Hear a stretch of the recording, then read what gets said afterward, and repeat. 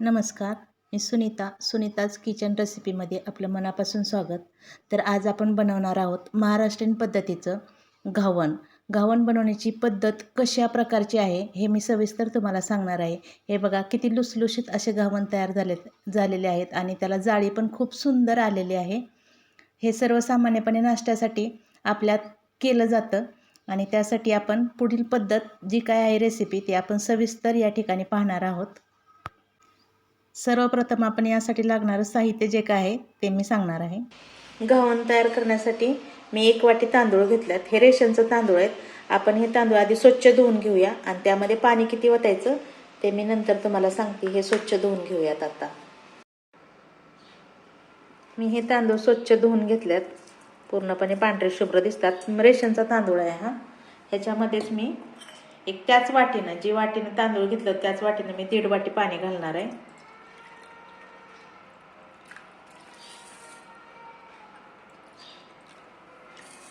आणि असंच भिजत ठेवणार आहे 2 तासापर्यंत आणि त्यानंतर आपण हे मिक्सरला लावून बारीक करणार आहोत.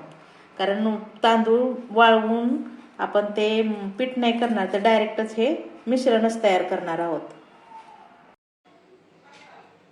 आपण तांदूळ भिजत घातल्यात, तर त्यासाठी घावणासाठी जी चटणी लागते ना त्या चटणीची तयारी करून घेऊया आपण. यासाठी मी काय घेतलंय तर खोबरं घेतलंय. हे ओलं खोबरं नाही, सुकं खोबरं आहे. तुम्ही ओलं सुद्धा खोबरं घेऊ शकता. शेंगदाणे घेतल्यात भाजून. त्यानंतर कोथिंबीर स्वच्छ धुवून घेतली आणि लसूण घेतलाय आणि मिरची घेतली. हे आपण एकत्र मिक्सरला आधी वाटून घेऊया. सगळं सामान एकत्र करूयात आणि वाटून घेऊयात. ह्याच्यात थोडं थोडं करून जरी पाणी ओतलं तरी चालू शकतं. हे बघा नुसतं फिरवून घेतलंय. याच्यामध्ये आपण थोडं थोडं पाणी टाकून त्याला थोडंसं अजून फिरवून घेणार आणि एकदम मऊ असं करणार आहोत.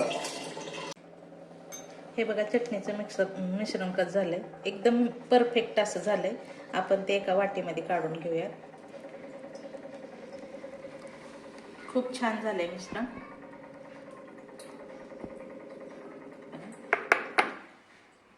गॅसवर कढई ठेवली. मी याच्यामध्ये 2 मोठे चमचे तेल घालते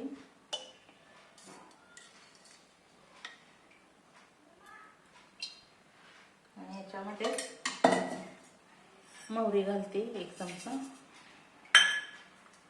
जिरं घालते. तडतड होईपर्यंत थांबायचे आपण.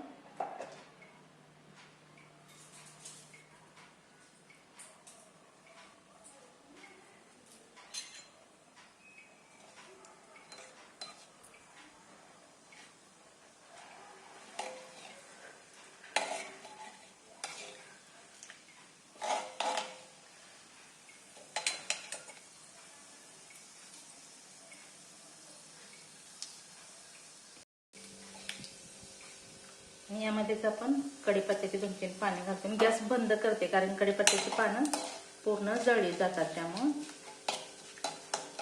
आणि हे सामान आहे ते आपण त्या चटणीमध्ये घालणार आहोत. आणि त्या चटणीमध्ये मीठ तुमच्या पद्धतीने घाला त्याच्यामध्ये, कारण कसं ज्याच्या त्याच्या चवीनुसार मीठ तुम्ही घालू शकता. मिक्स करते ह्याच्यामध्ये. हे बघा मी ह्याच्यामध्ये ही फोडणीची आहे ती पूर्णपणे मिक्स करते आणि ह्याच्यामध्येच आपण वरून 1 चमचा मीठ घालणार आहे. तुम्ही वाटण करताना जरी घातलं ना तरी चालू शकतं आणि नंतर जरी घातलं तरी पण चालू शकतं. तुम्ही तुमच्या चवीनुसार याच्यामध्ये मीठ घालू शकता. आणि हे कंप्लीट ढवळून घेऊयात. खूप छान झाली चटणी. आणि आता आपण घावणे करायला घेऊयात.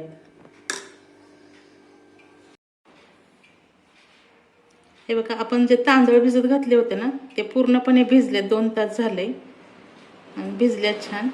तरी एवढ्याच पाण्यामध्ये आपण मिक्सरला हे काढून घेणार आहोत आणि ह्याच्यामध्येच आपण मीठ पण घालणार. थोडं थोडं घेणार आहोत ह्याच्यातलंच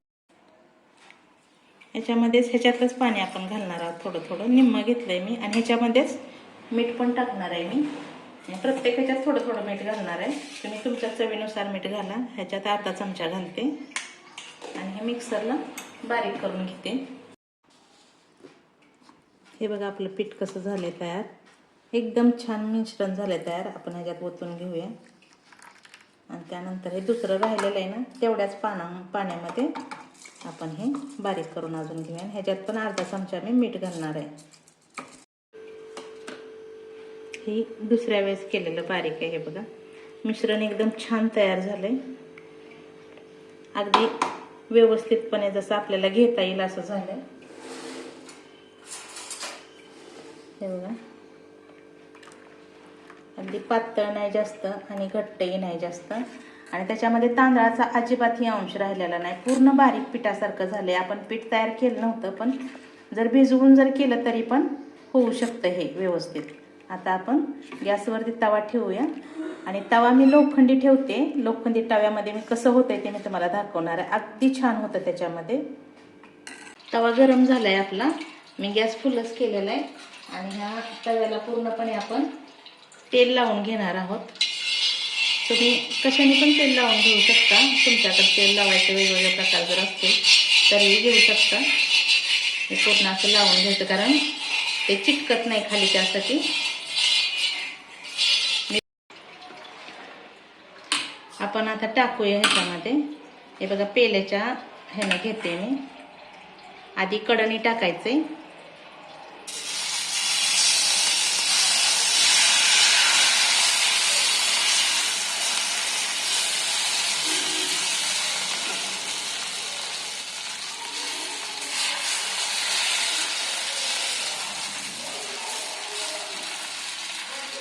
गॅस कमी करूयात आणि ह्याच्यावरती 2 मिनिट झाकूया.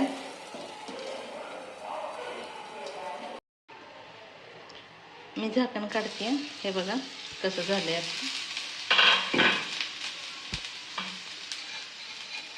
सहज निघतंय तिथं का. अगदी व्यवस्थित झालंय. आपण थोडंसं 1-2 सेकंदासाठी दुसऱ्या बाजूवर परतून घेणार आहोत. 2 सेकंदासाठीच फक्त. आणि हे बघा किती छान जाळी आली त्याला.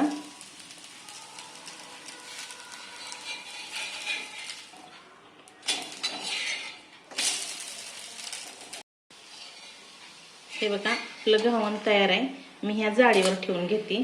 खूप छान तयार झाले. याच पद्धतीने आपण दुसरंही करूयात.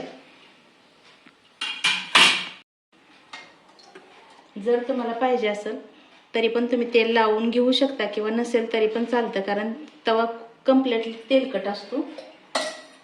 आणि हे टाकून घेते अजून एकदा.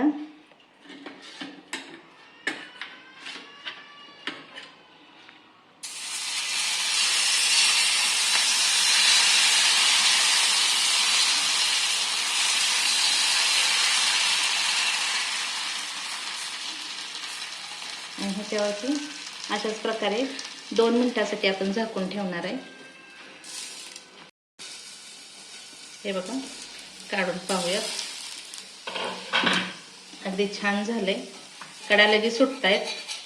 हे बघा परत तर टाकलंय तरी पण तेलाची इतकी आवश्यकता नाही. मी खूप थोडं तेल लावलेलं आहे त्याला. लगेच सुटतंय बाजूला. अशाच पद्धतीने दुसऱ्या बाजूला 1-2 सेकंदासाठी आपण ठेवणार आहोत आणि लगेच काढणार आहोत. हे घावन पण या ठिकाणी तयार आहे. आपण हे पण काढून घेऊयात. हे पहा आपली घावणे तयार आहेत. कशा जाळ्या आल्यात बघा. अगदी लुसलुशीत असे झालेले आहेत. मी त्या एका वाटीमध्ये जवळजवळ 5 घावणे तयार केल्यात. पूर्ण लुसलुशीत असे झालेत आणि खूप छान जाळ्या आल्यात त्याला. हे बघा खूप म्हणजे खूपच छान जाळ्या आल्यात आणि एकदम लुसलुशीत आहेत. हे तयार आहे. आता आपण याला सर्व करून घेऊयात. हे बघा